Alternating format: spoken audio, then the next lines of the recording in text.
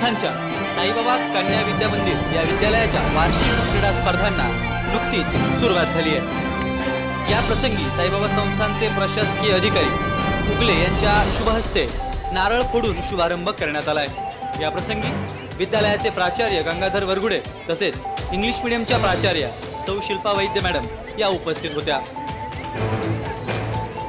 यावेळी साईबाबा संस्थांच्या प्रशासकीय अधिकाऱ्यांनी स्पर्धकांना भेट देऊन त्यांना शुभेच्छा दिल्यात आणि या 5 दिवस चालणाऱ्या क्रीडा महोत्सवासाठी सर्वांना शुभेच्छा दिल्यात।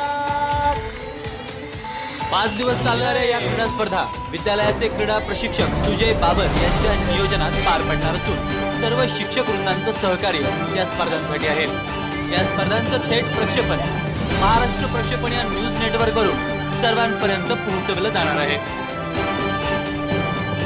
बौद्धिक विकासाबरोबरच शारीरिक विकास या संकल्पनेतून या क्रीडा स्पर्धांकरता खूप साऱ्या शुभेच्छा।